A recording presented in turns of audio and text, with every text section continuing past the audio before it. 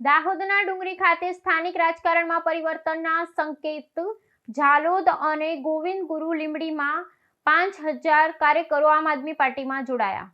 દાહોદ જિલ્લામાં રાજકીય માહોલ ગરમાયો છે, જ્યાં ડુંગરી ખાતે આયોજિત એક કાર્યક્રમમાં ઝાલોદ અને નવનિર્મિત ગોવિંદ ગુરુ લીંબડી તાલુકાના 5000 થી વધુ આગેવાનો અને કાર્યકરોએ આમ આદમી પાર્ટીનું ખેસ ધારણ કર્યો છે।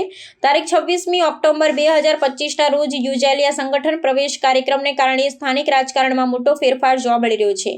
આટલી મોટી સંખ્યામાં કાર્યકરોના પક્ષમાં પ્રવેશ સૂચવે છે કે આ વિસ્તારમાં આમ આદમી પાર્ટીનો આધાર મજબૂત થઈ રહ્યો છે।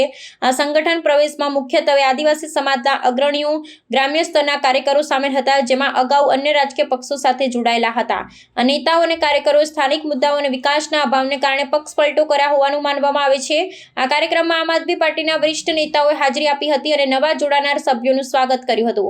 આ બંને તાલુકાઓમાં મોટી જનસંખ્યા આદિવાસી સમાજની હોવાથી આ જોડાણ આગામી ચૂંટણીઓમાં પક્ષને મોટો ફાયદો કરાવી શકે છે। ઝાલોદ અને ગોવિંદ ગુરુ લીંબડી તાલુકાના હજારો કાર્યકરોના પક્ષમાં જોડાણથી આગામી દિવસોમાં દાહોદ જિલ્લાની રાજકીય સમીકરણો પર ગહન અસર પડી શકે છે। આમ આદમી પાર્ટીએ આ વિસ્તારમાં પોતાનું સંગઠન વિસ્તારવાનું શરૂ કર્યું છે, જેને કારણે સત્તાધારી અને વિરોધ પક્ષ બંને માટે નવી મુશ્કેલીઓ ઊભી થઈ છે।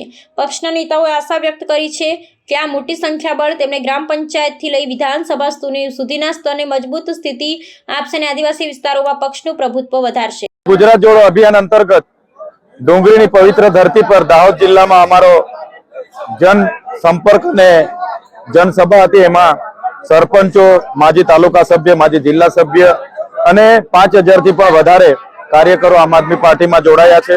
જે પ્રકારે ગુજરાતમાં ખેડૂતો સાથે અન્યાય થાય છે, કરદા પ્રથાની સામે લડનારા અમારા આગેવાનો પર જે લાઠીચાર્જ થયો છે, ખોટા કેસો થયા છે, એના માટે પણ આવનારા દિવસોમાં અમે લડવાના છે। અને ભારતીય જનતા પાર્ટીની જે નિષ્ફળ સરકાર છે એ મંત્રીમંડળ બદલે છે પણ પોતાની માનસિકતા બદલતી નથી। ત્યારે આવનારા દિવસોમાં સમગ્ર ગુજરાતમાં પરિવર્તનની લહેર ઉઠવાની છે।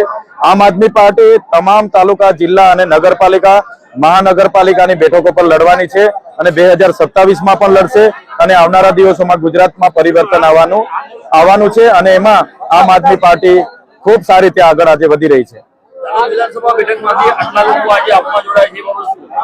આજે આમ આદમી પાર્ટીની કામગીરીને જોઈને, માનનીય કેજરીવાલજી ની કામગીરીને જોઈને ઝાલોદ વિધાનસભામાંથી 5000 થી પણ વધારે કાર્યકર્તાઓ આમ આદમી પાર્ટીમાં જોડાયા છે। એમનું સહર્ષ અમે સ્વાગત કરીએ છીએ। આવનારી તાલુકા જિલ્લામાં ખૂબ મજબૂતાઈથી અમે લડીશું। દાહોદ જિલ્લા પંચાયત અને તમામ તાલુકા પંચાયત આમ આદમી પાર્ટીની બનાવીશું।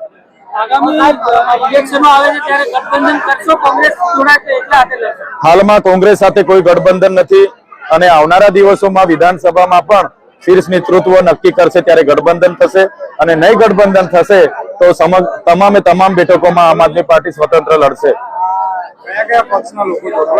આજે ભારતીય જનતા પાર્ટી અને કોંગ્રેસના ઘણા અને બીટીપીના પણ ઘણા લોકો આમ આદમી પાર્ટીમાં જોડાયા છે।